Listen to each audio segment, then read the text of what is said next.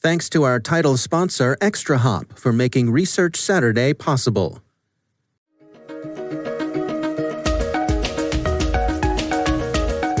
Hello, everyone, and welcome to the CyberWire's Research Saturday. I'm Dave Bittner, and this is our weekly conversation with researchers and analysts tracking down threats and vulnerabilities, solving some of the hard problems of protecting ourselves in a rapidly evolving cyberspace. Thanks for joining us. We have a data set that's probably unmatched in the industry, and so we look through it constantly trying to find new samples doing strange and interesting things. And while doing that one day, we stumbled across PoetRAT. That's Craig Williams. He's the head of Talos outreach at Cisco. The research we're discussing today is titled PoetRAT, Malware Targeting Public and Private Sector in Azerbaijan Evolves.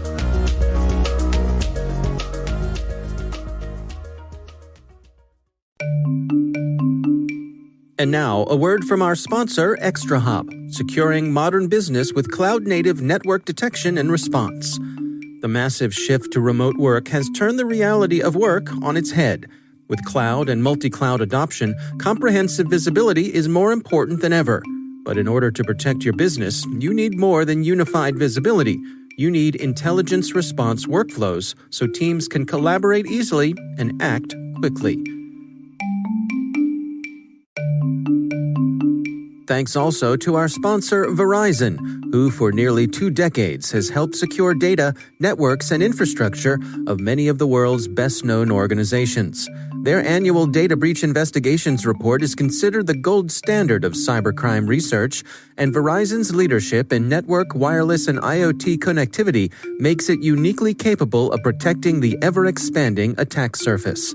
Let Verizon help you optimize your defenses and achieve the maximum return on your security investments. Learn more at verizonenterprise.com/products/security.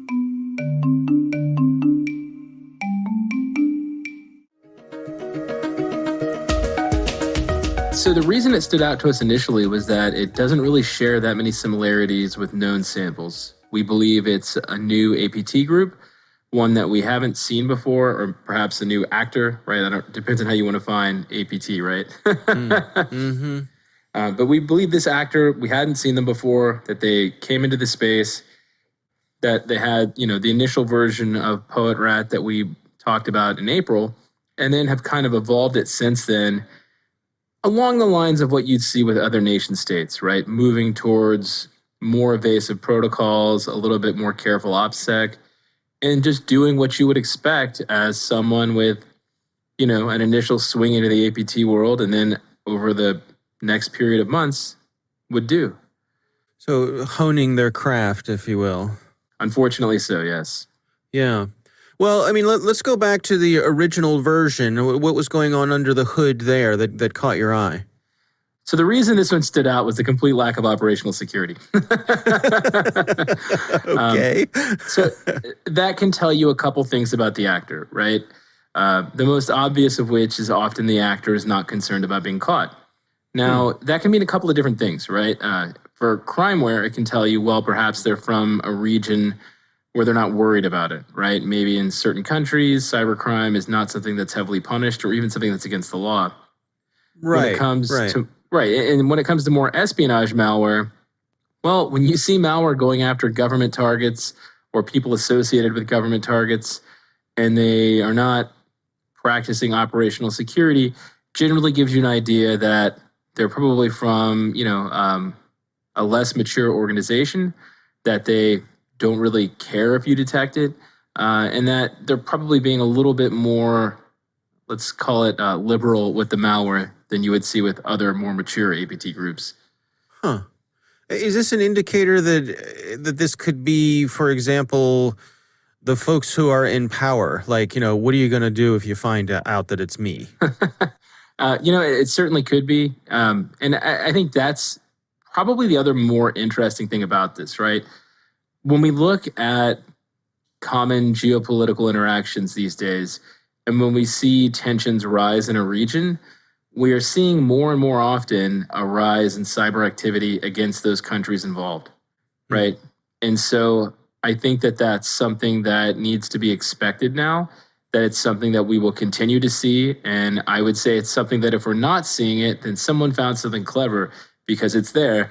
And so I think this is really an extension of geopolitical tension right now, right? If two countries are threatening each other or there's tensions in a region, you can expect all countries with interest in those regions to be trying to gain intelligence on one another and try and collect different types of intelligence, just for standard purposes.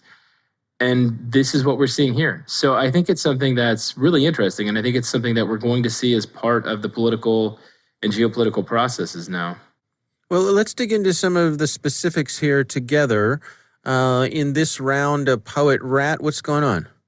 Well, so this time they changed a little bit of it up, right? In the first one of the reasons it stood out was that they were doing a lot of the phoning home, all of the phoning home over FTP, which, it works. It's a little, it's like a classic car, right? You can count on it. Not a lot of computer involved.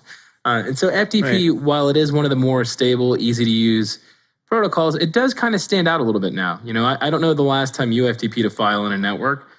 I don't either. Yeah, it's been years. Yeah. So obviously that was on their list of things to change, right? The other problem with FTP is that not only does it stand out, but all the data is passed in the clear. And if there's anything in that data that you don't want someone in between to see, or maybe there's something in there that could be detected, it's a little bit more risky. And so in this version, they moved over to HTTP, which is a nice evolution. So they are growing. They are taking steps. It's using similar victimology. If you look at the blog post we found them targeting diplomatic passports for people in that region, which is, when we wrote the intro to the blog, I was discussing with Paul and Warren, at some point, where does, cyber espionage end and just regular espionage over the internet begin? Do you know what I mean? People overload the term cyber espionage to be any espionage over the internet. But really, to me, cyber espionage is becoming more and more of a term to say intellectual property theft, right? One country to another or one commercial entity to another. And what we're seeing here with the theft of, diplomatic credentials and things along those lines, it's really more of just the pure espionage angle. Yeah, shifting, I suppose with the shift of where these things are handled, that more and more of these documents as a regular course of business are being handled electronically and online. That's just where this stuff is. Right. And if you look at the way that they're crafting the Word documents that they use as the vector for this, they're, impersonating official government documentations for the local government. Right. And we see that a lot. We saw that with campaigns, in North Korea, a couple in Russia. So it's a common technique, but it is a way that they can target a specific country, because if they want intelligence on officials in those regions, they're going to use the right letterhead, they're going to use the right context. And so that can give you a much more involved picture of who they're targeting, which and then can, give you some insight into why they're targeting those people. And in this particular case, of course, once we found the intel that was attempting to be collected, it was very obvious. And to be clear here, who are they targeting? Well, I think we call it VIP folks, right? Folks with diplomatic passports. And this is in Azerbaijan. Yes, thank you for saying it. I see. I was wondering why you were putting it off there, Craig. But I have your back, my friend. I can stumble through it for everyone. No, I think you would not be alone in that. There's a couple things that caught my eye here when I was reading through your research that maybe you could clarify for me. You point out that looking at some of the code here, there's a macro that they're using in a Word document, and it contains literature references. In this case, text from the novel The Brothers Karamazov. Is this just style points, or is there some sort of obfuscation tactic here? A little bit of both. I think it's more style points. Okay. So, it will allow them to change the file checksums for very, very simplistic malware detection by including or modifying quotes. But I think it's more of a calling card, right? And we see this relatively commonly. I don't know. If you read the section below that, it gets even funnier. Yeah, go on. So while we're doing our investigation, we found the script basically trying to pull down additional payloads and, basically enhance the malware with plugin type activity, right? A lot of times when you have malware, it'll be a loader for different stages down the path. Well, instead of the next stage, we got a file named after an expletive filled with thousands and thousands of lines of additional expletives. So I think they were on to us at that point. I see. Interesting. Now, there were some other changes that they made here along the way. What are some of the adjustments that you all are tracking? Well, so the major one was the shift towards a little bit more covert of a phone home system, right? They moved from Python to Lua, which is a little bit more rare. And they also, they shifted the TTPs. It's, like I said at the beginning, it's basic advances and techniques that will make them slightly harder to detect. Now, there is still the very real fact that they're using a Microsoft Word document with a macro embedded in it, which unfortunately is still remarkably successful, right? I mean, this has been around for decades. It's something everyone should know and everyone should have, mitigation strategies in place for it. But unfortunately, what we can see here is at least this actor believes that his potential targets do not have those strategies in place. And they're taking advantage of, I suppose, social engineering techniques, using some of the political unrest that's going on in Azerbaijan as the hook to the people they're targeting. Absolutely. And if you look at the pictures of the Word document that we included, they even have the official seals in the corners of it. And again, this is something that we've seen other actors do, right? So we've looked at some that were impersonating South Korean government officials. And they even went a step further than this, and they would take the localized information classification headers and embed those into the document. So actors are really good at this, right? These type of techniques are very publicly known. Now, there are a lot of next level stuff that you can do, right? And creativity is the limit. And so, we're seeing a little bit of that, but not a lot. So I think, again, this is one of those situations where it's very likely that these attackers will continue to evolve and will continue to improve their tradecraft as they need to. But it's very possible that right now they're not meeting enough resistance to need to improve that tradecraft. So, if your current techniques work, there's not going to be a need to evolve. Is this a case where you and your team are kind of witnessing a nation or a threat actor spin up their capabilities in real time, or you're sort of watching them grow up? I think that's very possible. How often does something like that happen? I mean, is this I guess what I'm getting at is this sort of thing taking a natural spread around the world? As you mentioned earlier, this sort of thing becomes more routine as more of the information is online. Is this just part of every nation's toolkit? So let me answer that question in parts. So I think right now cyber capabilities are part of most established nations' toolkit. Right. I think where you see things like this, where you can literally watch an actor figure out what works better and what doesn't, are either due to one of two things, right? One, like you said, it could be a country exploring new capabilities for the first time. Or two, it could be a new operator hired by a government who... I don't want to say they fudged the resume a little bit, but perhaps... right. Yeah, my cousin Bob is good with computers. Right. Let's hire him.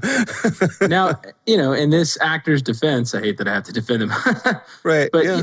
The reality is it doesn't need to be complex, right? These techniques, even though most of them are well-known and have been seen before, are working, right? And so that's the thing, right? You're only going to see malware as advanced as it needs to be. And this is kind of why it's hilarious when so many people are worried about 0 day and you see people tweeting about it and concerned about it. And meanwhile, they're, 6 months behind on patching. Right. And so, you've got to realize that this is the type of thing, word macros, that are probably the largest threat to most organizations. Simplistic, well-known, functional attacks that, they target the system a little bit, but mostly they target the people, right? And I would guess that probably right behind this is an email saying, hey, click on this. Right. Yeah. So what are your recommendations here in terms of, best practices to defend against this sort of thing? As old school as it is, can you take us through some of your recommendations? Absolutely. So the right way to defend against word macros are, number one, keep your software up to date. Modern versions of Office don't allow this by default. That's step one. Step two is to have a layered defense. There are multiple opportunities to detect something like this, right? The first one is at the network perimeter. Your network security devices should be looking for things like Word documents with macros embedded in them from outside sites, and they should probably convict them. And they should especially convict them if they match a known malware sample. Next is obviously, let's say it gets to your endpoint. Somebody checks email at home. Maybe it comes through the network because you don't have network security devices. So you've got to have something on that endpoint besides the person to help them make smart decisions. And that's where you can get into, malware protection products, antivirus, that type of thing. Mm-hmm. And even after that, there are a couple of things you can do, right? And so after that, I would say DNS security is an easy one, right? Have all of your Office's computers look up to a DNS server that provides security, so that if the malware author is trying to have you connect to a command and control server that doesn't have a known good reputation, there's a good chance you won't allow that lookup to continue and will block it. And all of those things can give you slightly more chances and overlapping chances to block this type of activity. Yeah, and of course, your blog post here on PoetRAT includes some indicators of compromise, so folks can look up those and see where we stand there. But are you expecting further evolution here? I think there's a good chance, as long as there's going to be increased tension in that region, and as long as those countries seem to be investing in cyber capabilities, we're going to continue to see it. So I expect, in another couple of months, we're probably going to see some more evolution, and we may even see more, groups, more samples pop up. So we'll have to keep our eyes on it.